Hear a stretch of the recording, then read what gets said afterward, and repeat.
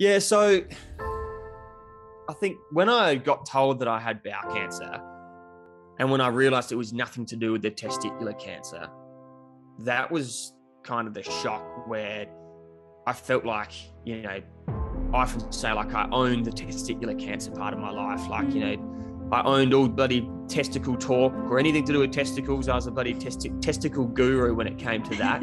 But like them being told you had bowel cancer, that was completely foreign.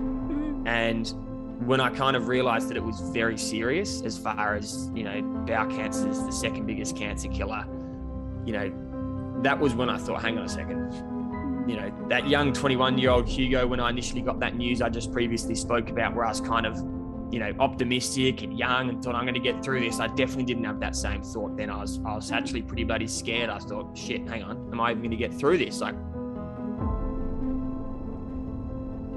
hello, beautiful people. On today's podcast, we have the incredible Hugo Toovey. Hugo is a young Australian captain in the Australian Army. In 2013, Hugo was diagnosed with testicular cancer, a 5-year journey to being given the all clear. Within 2 months of what Hugo would define as freedom, he was then diagnosed with an entirely separate and more aggressive form of cancer, bowel cancer. These life-threatening adversities have led Hugo to start an initiative, 25 Stay Alive, and a coexisting podcast. What I personally love about this conversation is Hugo's optimistic mindset that has helped him to overcome some of life's most difficult of adversities, twice. It is in this conversation that we speak about the importance of positivity and hope, of how your mental health can influence your physical healing, and the importance of sharing your emotions. There was a moment there where Hugo experienced increased anxiety and a deep depression. And it is in this conversation he shares the strategies that helped him to move through this and become the strong and empowered person that he is today, sharing his story with passion and purpose. Please enjoy this amazing and inspiring conversation with the lovely Hugo Toovey. Welcome to the To Be Human podcast, Hugo. thank you so much for having me, Jael. It's great to be here. Where I wanted to start with is something that you shared on your social media a few years ago, and I really resonated with it. And you said, next time you are stressed with work, finances, relationships, or even life itself, just realize that the most important thing in life is your health, as without it, everything else is irrelevant.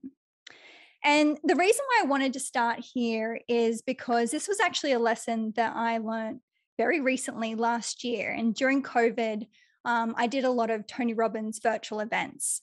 And in his event, Date with Destiny, we sort of go through values work. And he was saying that now in his life, he sort of puts health as number one. And he sort of shared the story as to why that is. But it kind of like, it's interesting because I feel like when you become aware of like making health your number one priority, it really seems straightforward and obvious. But I think when you've never had your health in question, it's very easy to not have it as your number one priority. So where I'd love to start, Hugo, is getting to know more of you and your life before you were first diagnosed with cancer. And, just kind of like, I guess, be relatable in the sense of like, what were your sort of day-to-day stresses? Were they work stresses, finance stresses, relationships? Like, what was sort of the things that you used to stress about before you came to realize that health was so important? Yeah, no, it's a good question. I do love that quote. I think it's that whole perspective piece for me. And yeah, before I kind of really experienced significant health events in my life, I think I was like a lot of people, and I still have those days now, but you get your general stresses of day-to-day life, whether that be work, going way back. Well, I say way back, I'm still pretty young, but going back to school days. You've been through a lot. Exactly. So even going back to your school days and those years and the stresses that we all have, that you build up, that they're probably bigger than they actually are, through my army training days. So to me, honestly, they're just what I call life stresses, the life stresses which we all have.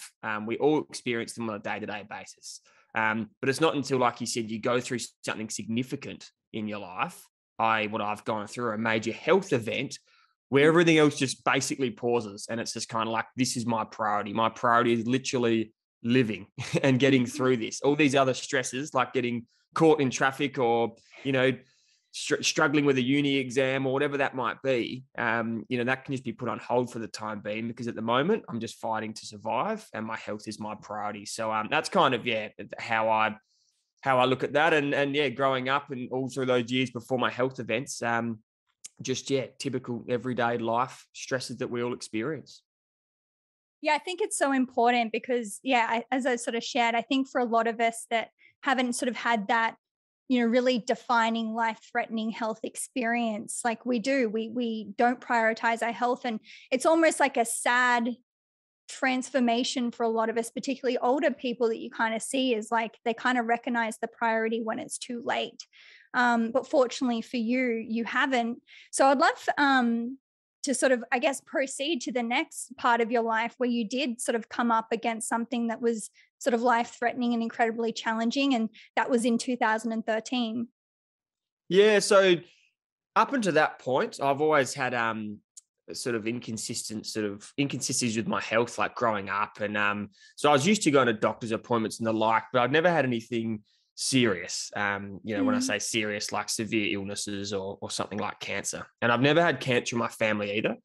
So I've never experienced the devastation or the real impacts of cancer. I'd honestly just, what I see on movies is what I thought cancer was like, the bald-headed person going through chemo, or typically someone who's older. And I just thought it was one of those foreign things to me that I thought would never impact me or impact my life.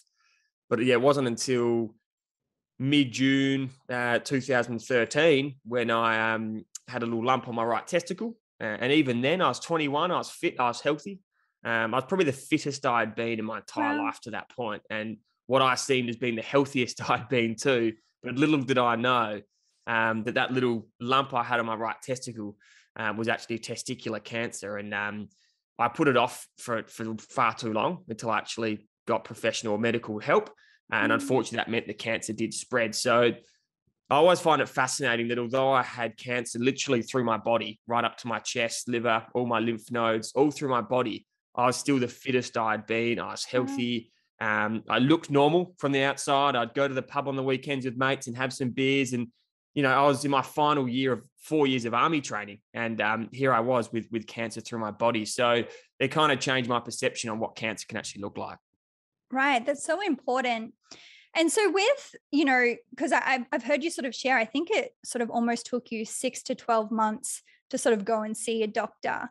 Was that sort of on the basis of you just kind of obviously didn't think to that extreme that it would be something that was so concerning for you? Or was it sort of on the basis that you felt a little embarrassed or shameful? or is it a mixture of both? Like what was sort of going in your mind as to why it took you that sort of 6 to 12 months?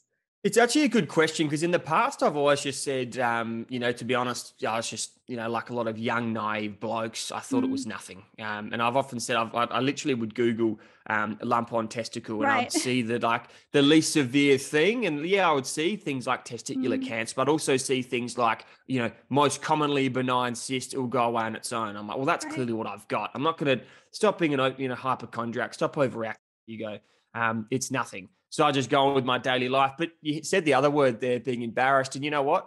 I probably did have a bit of that. And I didn't tell anyone. And it wasn't until I told my old man, and I felt embarrassed even telling him, because for some reason I just felt like talking about my testicles and, telling my old man I had a lump on my testicle. It just felt weird. It felt like a strange, weird thing to do. So to be honest, probably partly being embarrassed that I didn't want to talk about testicles to my mates and my dad or my family. But the other part, just being a young, naive bloke, hoping that it just went away on its own. Yeah, it makes sense, doesn't it? Because, we grow up, from a very young age being told to cover up our private parts. And it's 1 minute we're living an Australian life on the beach naked. And the next minute, it's sort of 2 to 3. It's inappropriate. So it makes sense that our conditioning growing up is just these are things that we don't talk about. These are parts of our body that we hide and don't express. So I feel like it's totally understandable. So moving on from that, so you go to the doctor, and when you're going into the doctor's office, obviously your dad sort of said, just go check it out, like see what it is, so you're less concerned about it. Are you walking in starting to think that it could be something more significant, or are you still sort of in that headspace of like, it'll be fine, she'll be right, I got to get this done so I know what it is, and then I'll be out of here?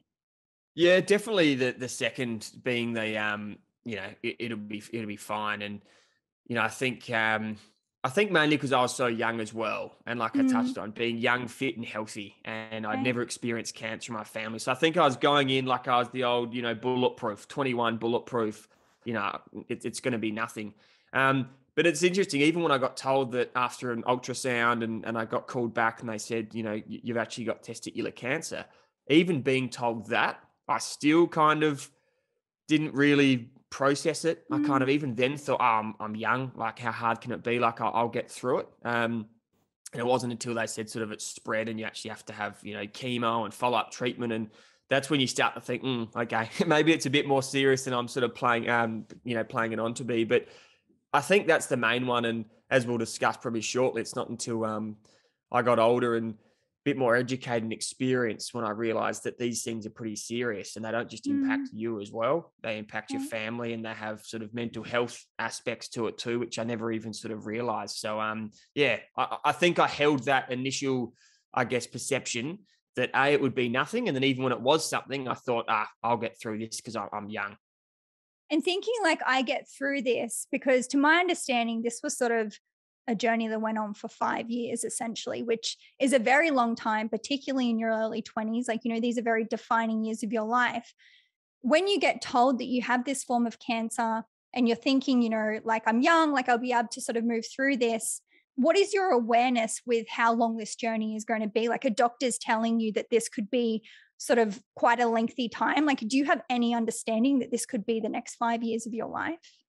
Yeah, look, I had it from the start. I was always told that, look, I hate this because it kind of downplays testicular cancer, but I was told that testicular cancer is one of the better cancers to get. Mhm. And what they mean is that survivability Right. is typically better than a lot of cancers, but that doesn't diminish the fact that I was going to embark on intensive chemotherapy and lose all my hair and be very sick, and then have follow up very invasive surgeries and be in ICU and months and months and months of rehab and recovery. So I think that often downplays it. But look, I knew I'd be in for a long journey as soon as I knew I was having chemo, and then Mm, the surgery after chemo, which was major abdominal surgery.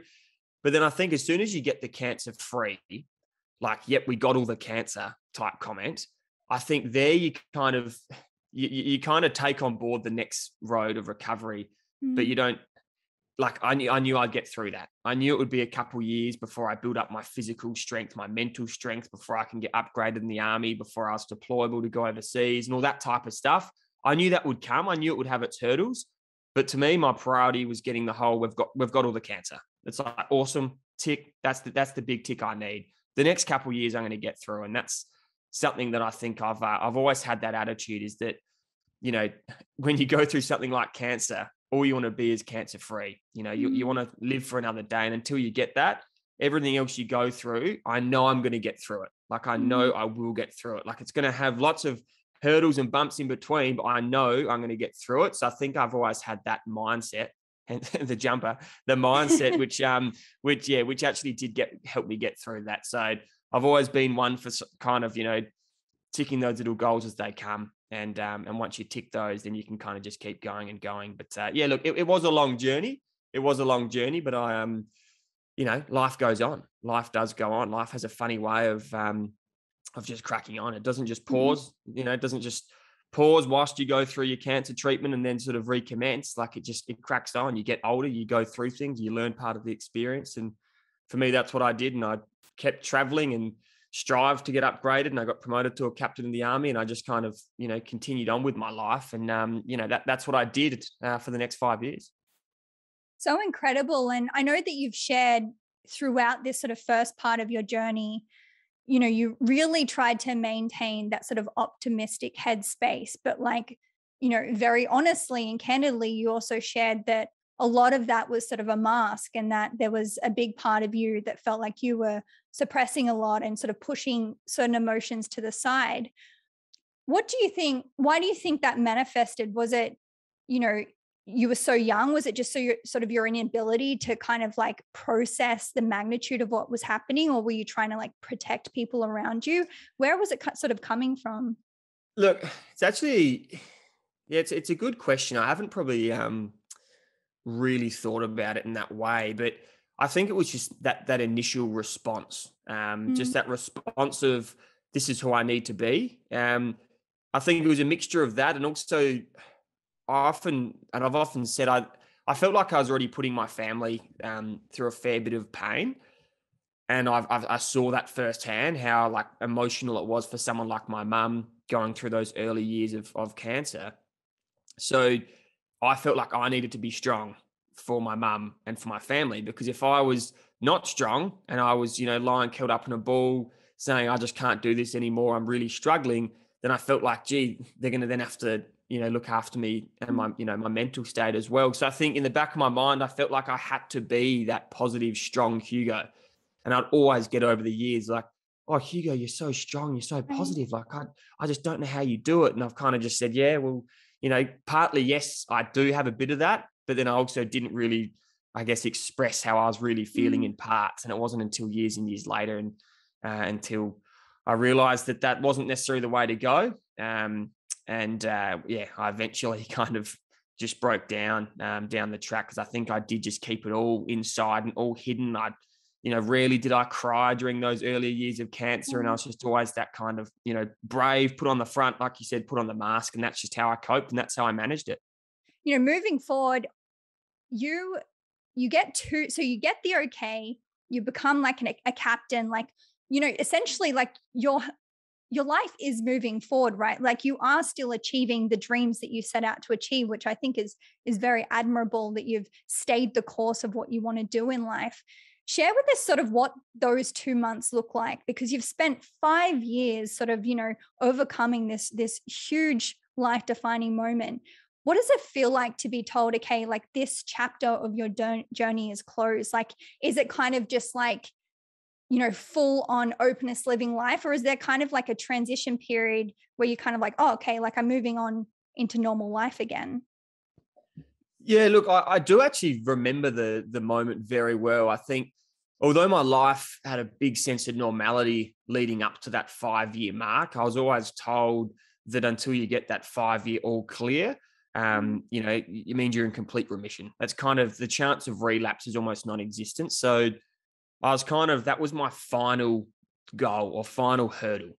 And then I remember getting that. I was 26. It was mid 2018, and I was back to being fit and healthy. I was a captain of the army, like you mentioned, and then receiving that final clear scan. You go in for your CT scan, your final clear scan. You get to the doctor, and they say, "Yep, mate, all looks fantastic." And you know what? I don't really have to see you again. And you think, wow.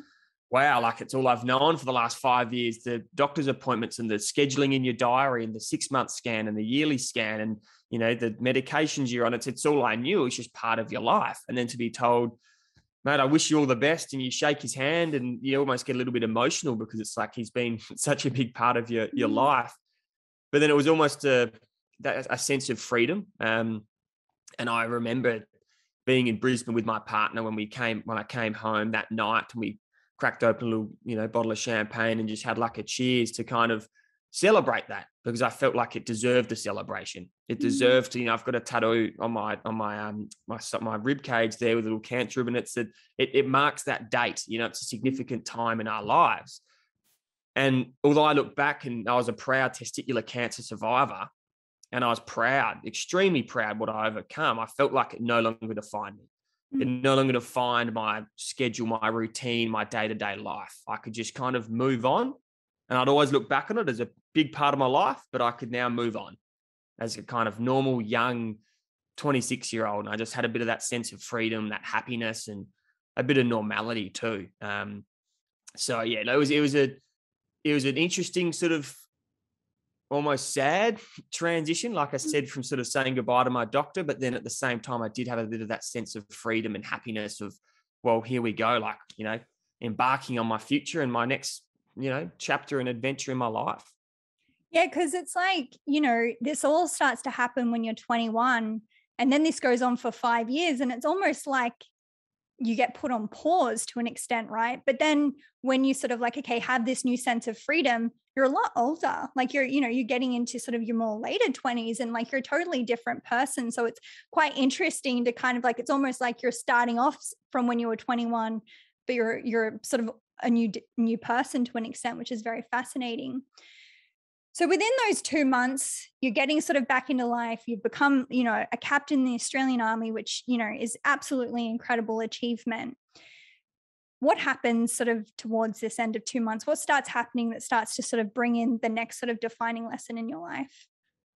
Yeah, so I was very much, back to a normal life. But then that feeling I was just talking about was pretty short lived, and you kind of fast track those 2 months, and my bowels started playing up a bit, and I've always had inconsistent bowels. Like I've always had a sensitive gut, so it wasn't unusual for me to have some bowel issues. It wasn't unusual, but at the same time, this felt different. This just felt different. I remember even saying to Amber, my partner, one afternoon, and said, "Look, just something's not right. Like there's."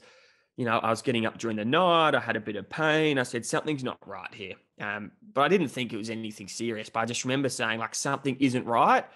And I think from what I'd learned, as you said before, as that young 21 naive Hugo, I kind of learnt to at least be a bit more proactive with my health, more in tune with my body. I knew the importance of looking after yourself and going to see your doctor. I knew all those things now, which I never sort of, realized when I was younger. So that prompted me to go to the doctor. And I remember going to the doctor, explaining exactly what was going on. It was a pretty routine, standard appointment. He referred me to a specialist, and then I ended up having a colonoscopy, which is a pretty standard day procedure. Camera up your bum, have a look around what's going on.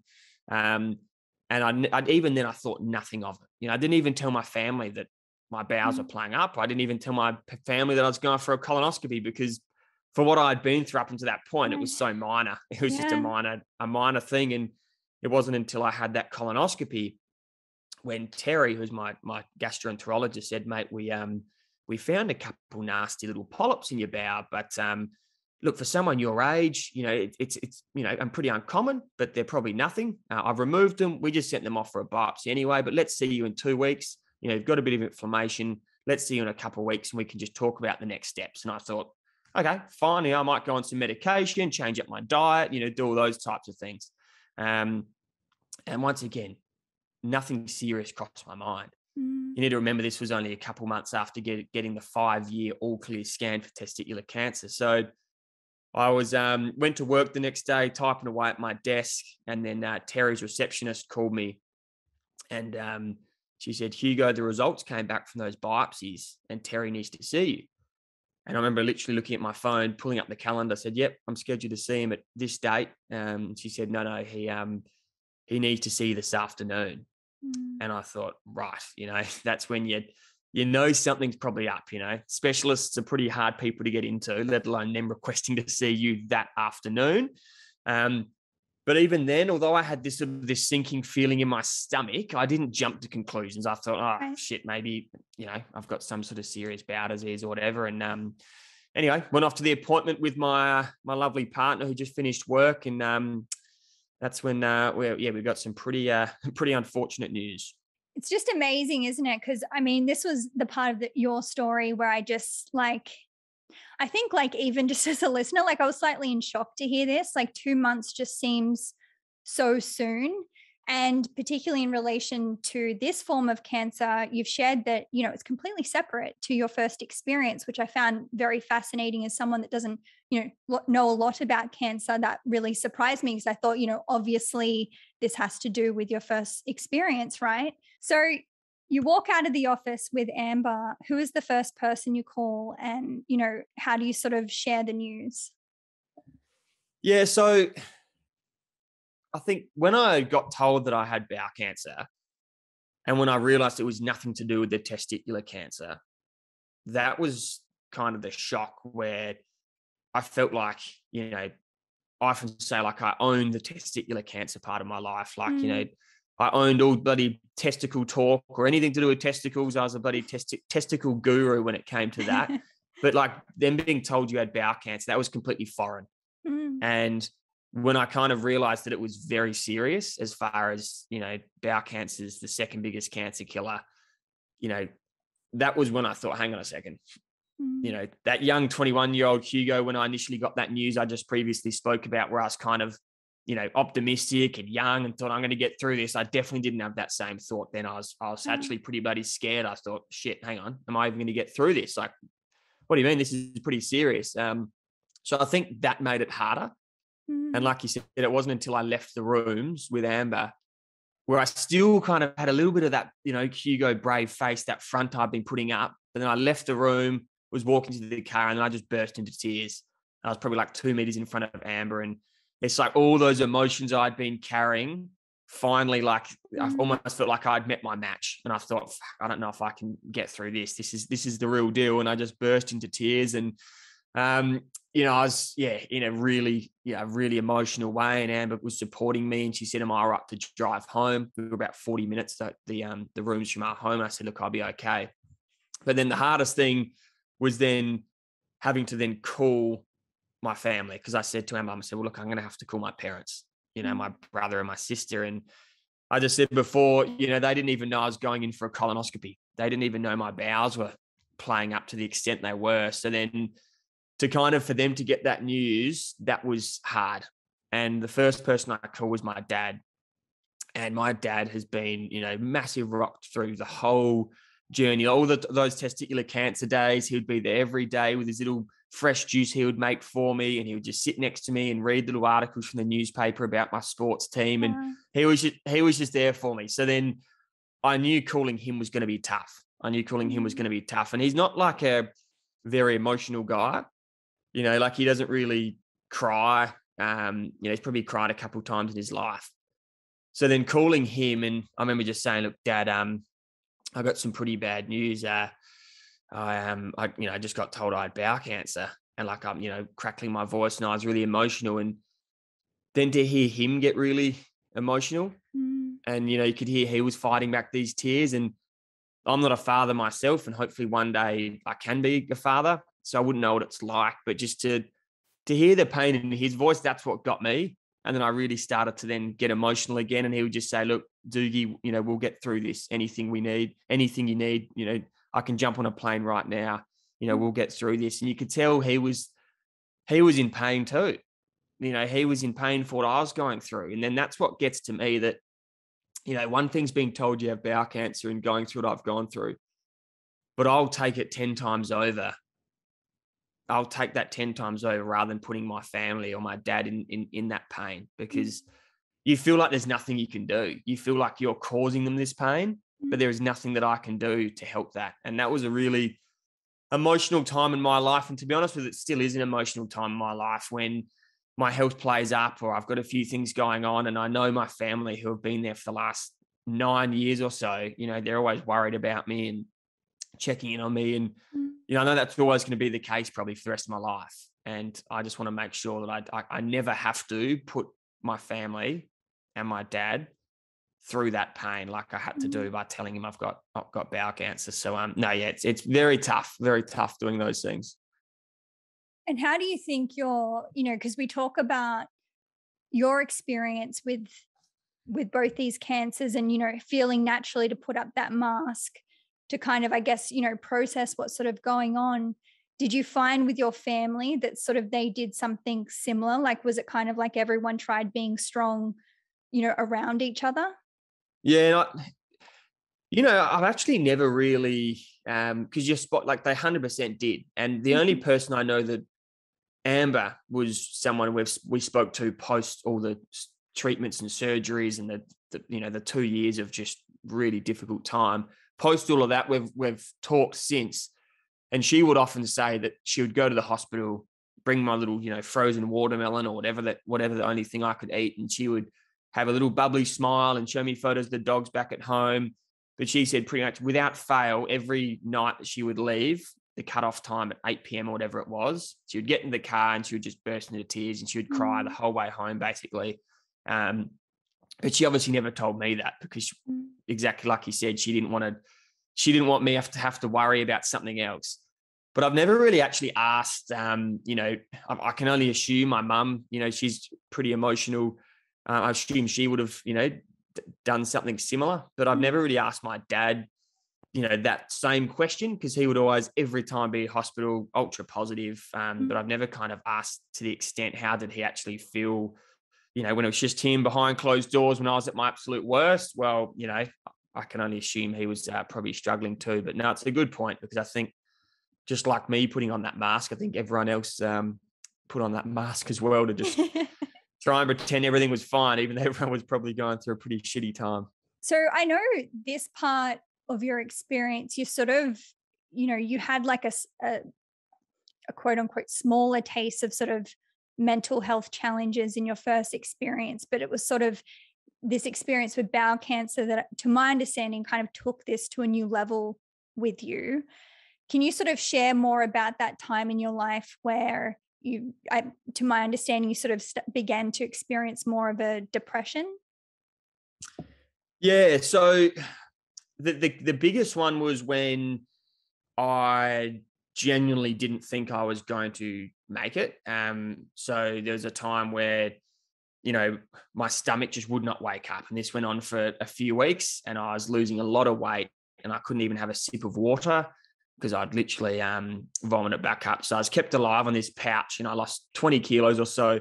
I was extremely crook, lying in bed. And that's when every morning the doctor would come in, and it would be like Groundhog Day. I'd be in so much physical pain, and just not in a good way at all, and anxiety, and just I couldn't get to sleep. I'd dose myself up on ketamine just to try and get through the night, because I'd just be so anxious, and I wasn't in a good place. And then every morning he would come back in, no change. And he would just do that for weeks on end, and it was just the same. And that's when, even he started to get worried, and then he would have chats with my dad in the corridor saying, look, I haven't seen this, very often at all. I'm pretty worried. So that's when you start to go, hang on a second, there's every chance that I might not get through this. Like, even the doctor's not seeming too confident. And that's when it really starts to play with your mental state. And that's what I really struggled with, is that whole kind of, what now? Up until that point, I constantly felt like I was going to get through it. I always had that sense of hope, but this was the first time I lost that hope. And I didn't really see that, light at the end of the tunnel. I kind of felt like, shit, I'm out of answers. I'm out of options here. And that's what really got to me. And that's when my mental health started to really decline. And, I would just burst into tears every night when my partner would leave. And, I'd just try and have as much drugs as I could, just to kind of numb the pain. And it wasn't a great place to be. And I was definitely at my rock bottom. And I often talk about that being my absolute rock bottom. And I still didn't really talk about it. I still didn't really talk about how I was feeling.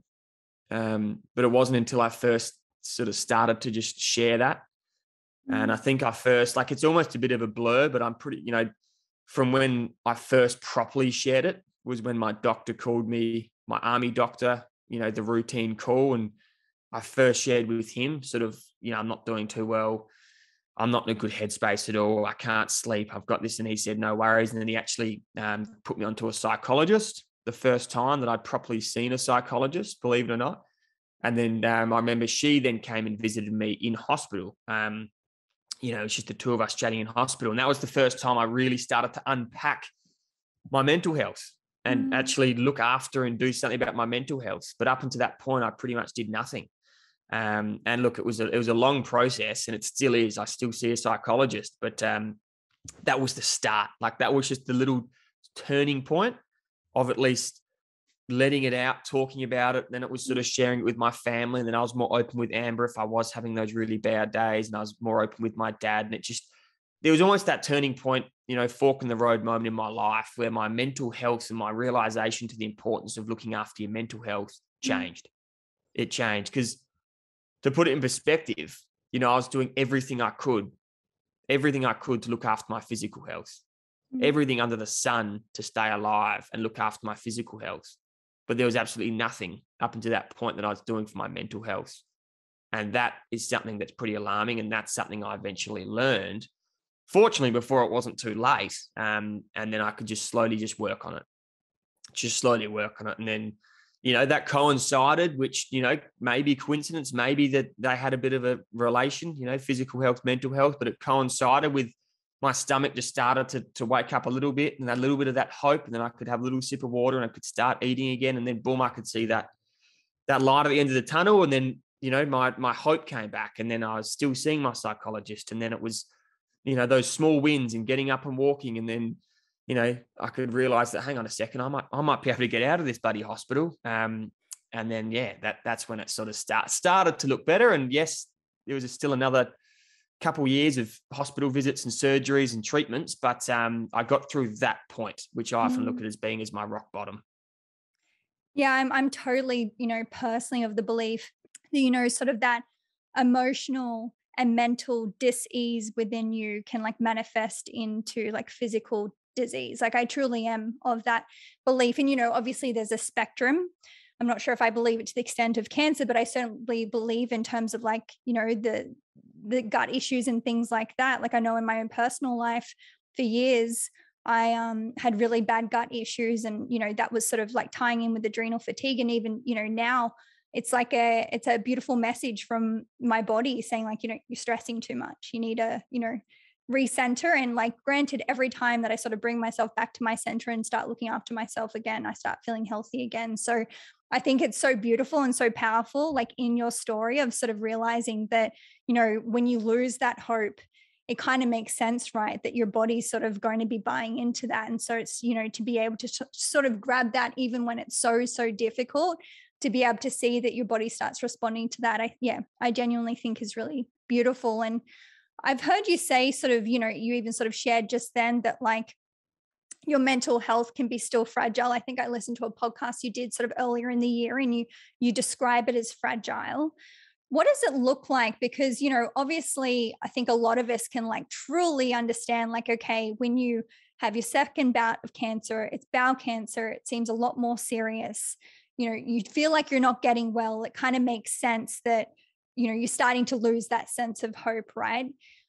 Sort of coming into now when, I guess you're like in a healthier state than what you were. What are the mental health challenges that you sort of experience now compared to back then?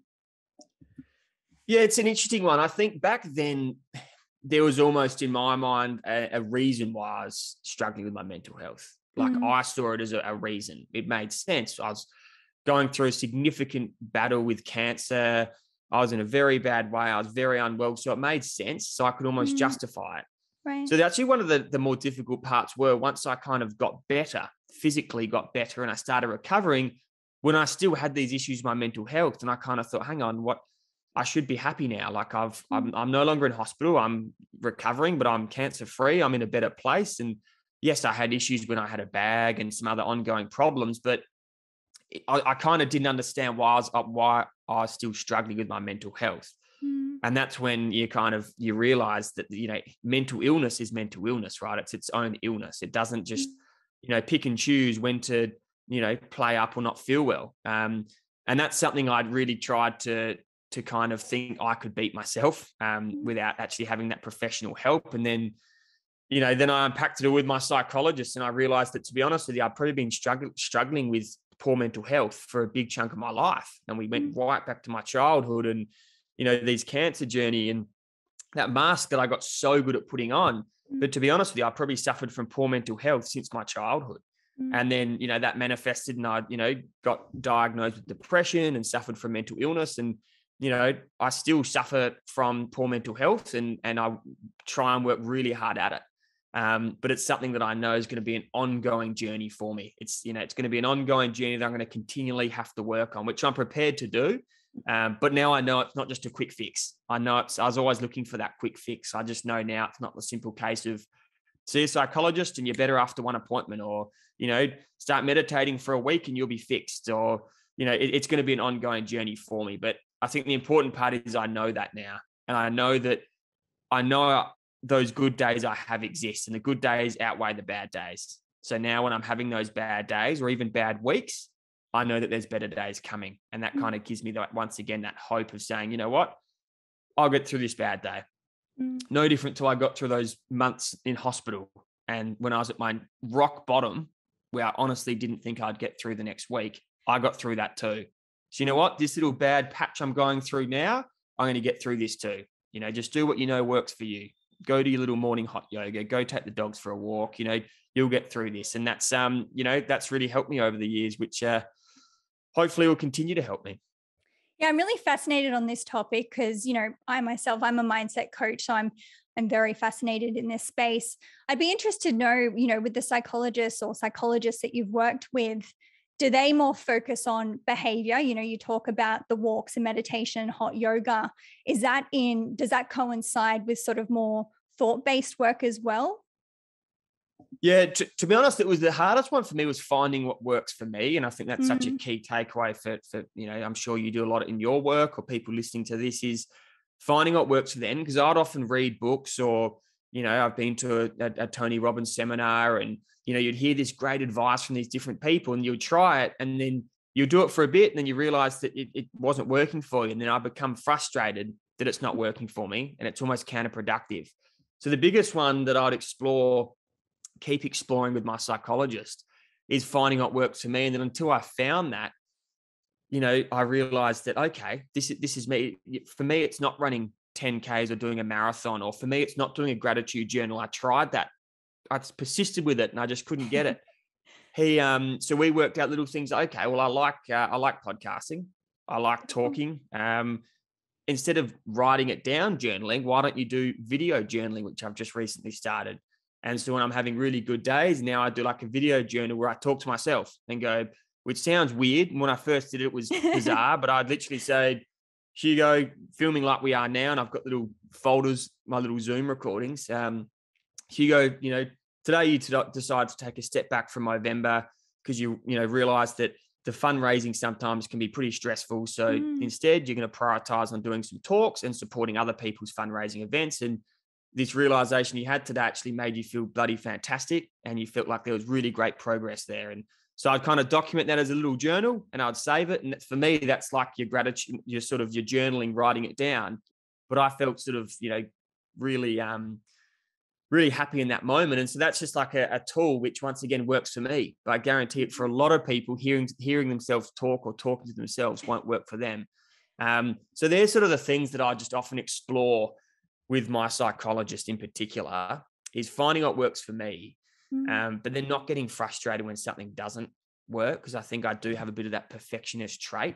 And if something doesn't work, I kind of get so annoyed at myself that it didn't work that it almost brings me down, that it's kind of, like I said, counterproductive. So anyway, it's I'm always open to trying new things, but until you find something that works for you and you realize, actually, you know what, I can see the benefits of this. That's when you kind of have that kind of aha moment and you have that joy moment, I think. Yeah, it's certainly something I've learned in my journey is to just like have that very strong sense of self-compassion and kindness and patience within these things. Because I think, you know, a lot of us, you know, particularly those in the self-development space, you know, I too have read many a book and have, you know, applied short-term a lot of techniques, or, you know, things haven't worked, etc. As you said, it's sort of in finding what works for you, but it's to also sort of have that patience that it can take time and persistence, but it's obviously believing in what you're doing as well. And yeah, there's certainly a lot of things out there that do work, and there's certainly a lot of things out there that don't work. But I love the idea of getting in front of the camera and sort of, you know, speaking your truth, because I think, you know, it's a beautiful release of energy as well. I think a lot of people experience that through the journaling. But yeah, I like the idea of the video. But even with the gratitude journaling, you know, I try and say to my clients, it's not necessarily about, you know, picking a specific time in the day where you show gratitude. It's about actually bringing that into your life, you know, that energy into your life throughout the day, and being able to be grateful throughout the day, not just sort of like, you know, 3 top things at night or 3 top things in the morning. It's about being able to practice, you know, if you're waiting in the line at something, to be grateful for something, you know, those moments that you just have that spare moment to truly be present and grateful. And I also think on that too, gratitude or being grateful. One thing, sort of, you know, comparing to other people. Sorry, you might even hear I've got a little. I'm a big one for I'm a big one for dogs and recovery dogs, and that's actually some other things that have really helped me get through some tough times. But I've currently got a 6-month-old GSP who's crying outside.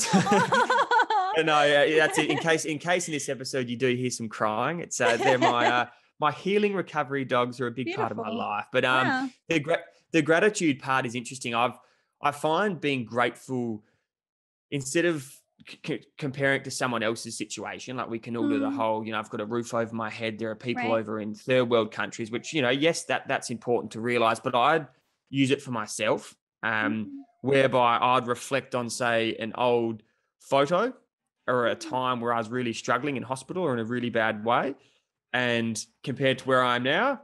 And then I go, you know what? Me having to go to the bathroom a dozen times a day or getting up 5 times like I did last night, it's not great. It does get to me. But compared to where I was in the hospital or compared to when I had my bag, you know what? I'm pretty grateful in terms of compared to where I was. So I kind of have that gratitude of comparing myself to myself. And I think that's actually does help me when I'm sort of lying in bed having a really difficult time. I go, you know what, Hugo? You know what it was like when you're in hospital and you could not get to sleep and you were having all those machines and hooked up to all this stuff and you're in a very bad way. It's pretty nice at the moment to be in bed with your partner, your dogs, and, a warm bed. So be it that you had to get up, 5 times during the night. So that's the practice that I'm actually really trying to incorporate to myself for when I have those down days. And talk to me about passion and purpose. I know this is really important to you, and to my understanding, it's actually been very healing for you to be able to share your story with other people and truly, I think, influence and change people's lives. I actually saw a recent post that you posted on your Instagram about someone that had contacted you saying that they had listened to the podcast that you did with Dylan Friends, and that sort of incentivized them to get checked, and they actually found out that they had cancer. And, these stories are just powerful, aren't they? You speak about the stress of fundraising, and I get that, like, fundraising is important, but I think these are the stories that really matter. These are the stories of why, you're spending your time and essentially dedicating a large part of your life to sharing your story. Can you share more about sort of that, as I said, that passion and purpose that you've sort of moved into now? Yeah, no, 100%. Honestly, that gives me my biggest drive. The whole, why do you wake up in the morning? For me, that gives me the biggest drive of when I wake up in the morning to know that I can help someone's life. And you don't necessarily do it every day, but by sharing my story, and to be honest with you, that was kind of that unique opportunity that I kind of had that epiphany moment when I was in hospital, where I literally said, I've kind of got 2 options here, play the victim card, life sucks, I can be down for the rest of my life, or I can say, you know what, I can use what I've gone through to help others. And I honestly started, as cliche as it sounds, I said, if I can help one person go through what I've gone through, it'll make it all worthwhile. And I started off with that whole, if I can help one person, then I said, you know what, if I can help 2 people, if I can help 10 people, if I can help 100 people, if I can help one person listening to this podcast, if I can help one person every presentation I give, if I can help one person from that presentation, it's worthwhile.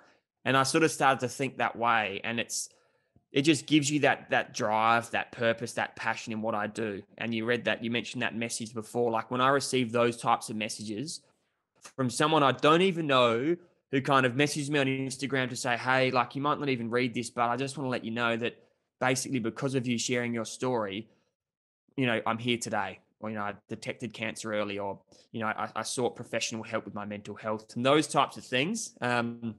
There's nothing that can really explain the feeling that you get. Like, it literally gives me a big smile when I go to bed. And those, like, we talk about, what's, being grateful or gratitude, that gives me the biggest sense of gratitude. And, like, it's almost everything else, all the other stresses at that point in time, when I read those messages or know I've helped someone, all other life stresses just go away. Those other stresses of hitting deadlines for work or finances, or, not going to the gym or whatever. In that point in time, I do not think about any of those things. I'm in that particular moment to just go, wow, how special is this? And I wish I could just grab that little moment and just always live in that moment. But I know I'm going to, it's not necessarily possible, but it's kind of definitely gives me that, the passion in why I do what I do. And it's that, honestly, that passion in just wanting to do more and feel that feeling more, but also help more people. So Hugo, thank you so, so much for this beautiful conversation. I'm so appreciative to connect with you. As you're aware, beautiful Gus Warland, who's been a podcast guest on both our podcasts, actually.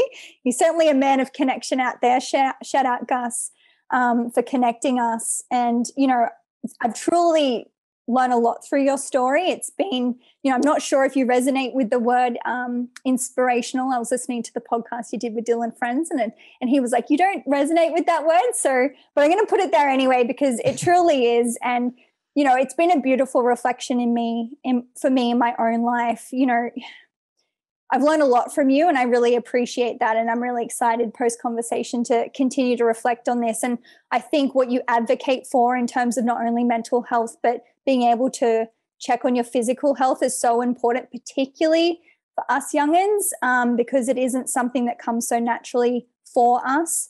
So yeah, thank you for sharing your story. No, thank you so much, JL, for having me. I've, like I said, I came across you through social media and love, you know, what you stand for and what your podcast stands for. And I love connecting with like-minded people. So I've really enjoyed the opportunity to have a chat with you today. So Hugo, I'd love to ask you on a final note, what does it mean to you to be human? Yeah, look, I love that. I love this question. What does it mean to be what does it mean to be human? And, you know, the first thing I thought of when I heard it was the whole, you hear the, you're only human. You're only human, you know, whether you go through adversity, whether you feel emotion, you know, you're only human. And I think that's the thing, is that we're all human. We're all going to go through our own experience, our own ups and downs. And I'm a big one for emotion, you know, to love, laugh, cry, to experience emotion. But then the best part about that is connecting with others, other human beings who also experience emotions. And I think for what I've gone through over my journey, connection and emotions been two massive parts of my life, and it's really made me appreciate who I am as a human being, the highs and the lows, but then also just knowing that we all have experiences. We all go through experiences in life, and my experience is unique to me, but other people are going to have their experiences unique to them. And ultimately, I think it's how you navigate your way through those experiences, through those ups and downs, and finding that passion and purpose, like we spoke about today, which is truly amazing, and the amazing part of life, and the amazing part of being a human being. So, hope that's a roundabout answer, but they're kind of the key areas which I think that I think about when I hear that question.